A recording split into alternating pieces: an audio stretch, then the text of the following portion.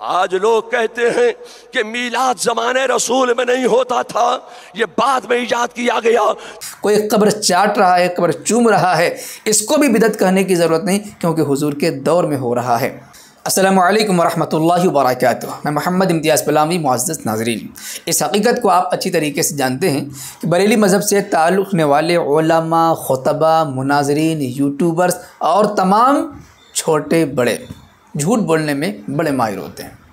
अपनी पब्लिक को गुमराह करने के लिए गलत मसाइल बताकर, गलत दलाइल दे करके उलझाए रखने में बड़े माहिर होते हैं। मसला कुछ होता है, दलील कुछ देते हैं, पब्लिक समझती वाह हमारे अल्लामा साहब ने मसले को हल कर दिया, कुरान और हदीस से साबित कर लिया। हालांकि उस मसले का उस दलील से या उस दलील का उस मसले से कोई ताल्लुक़ नहीं होता है।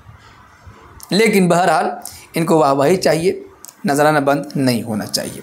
सुबह कर्नाटक के मशहूर शहर बेंगलोर में 12 रबीउल अव्वल के मौके पर 1500 साला जश्न ईद मिलादुन्नबी के नाम पर आलमी कॉन्फ्रेंस मुनक़िद की गई बरेलवियों की तरफ से।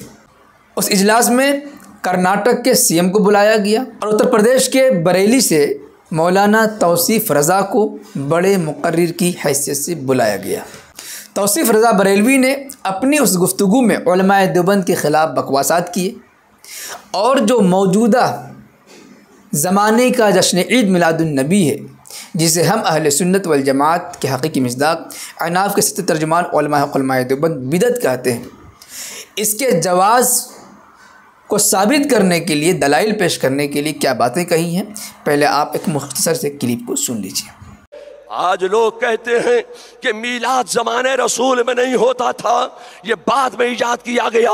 तो मैं आपसे पूछना चाहता हूँ कि ये ज़माना किसका ज़माना है? ये ज़माना भी मेरे मुस्तफ़ा का ज़माना है, और आने वाली सुबह क़यामत तक जितने ज़माने आएंगे, हम हर ज़माना ज़माने मुस्तफ़ा मानते हैं। आप बताइए कि आप कौन से ज़माने को ज़माने रसूल कहते हो? मौजूद नाज़रीन और सामिईन, आपने इस क्लिप में सुना।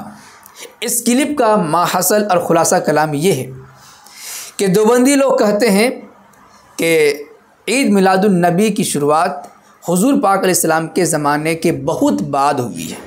हुजूर के ज़माने में इसका रिवाज नहीं पड़ा, सहाबा ताबईन के ज़माने में इसका रिवाज नहीं पड़ा, इसलिए बिदअत है।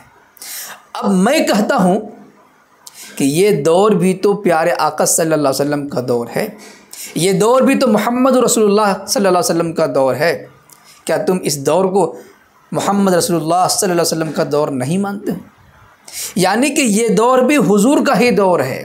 लिहाजा अगर इस दौर में भी किसी चीज़ की शुरुआत हो रही है दीन के नाम पर, तो उसे बिदअत नहीं कहा जाएगा, क्योंकि ये दौर भी दौरे रसूल है, दौरे मोहम्मद है सल्लल्लाहु अलैहि वसल्लम।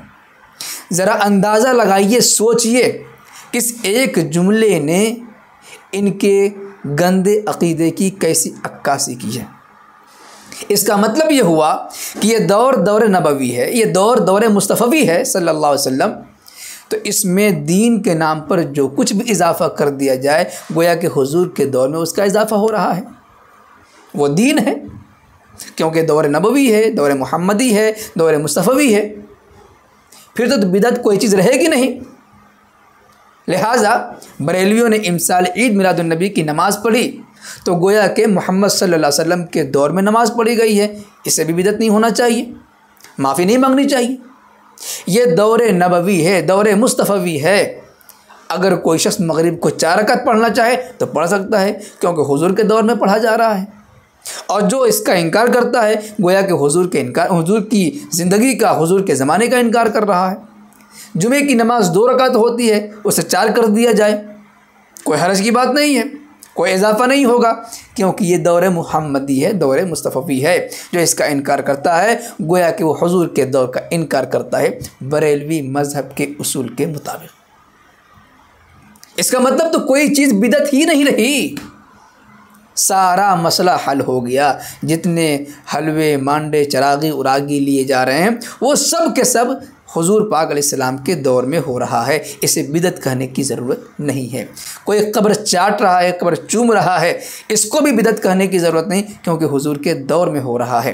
कोई जश्न ईद मिलादुन्नबी के नाम पर नाच रहा है, उससे भी गलत मत कहो, क्योंकि हुजूर के दौर में हो रहा है, हुजूर के इश्क में हो रहा है।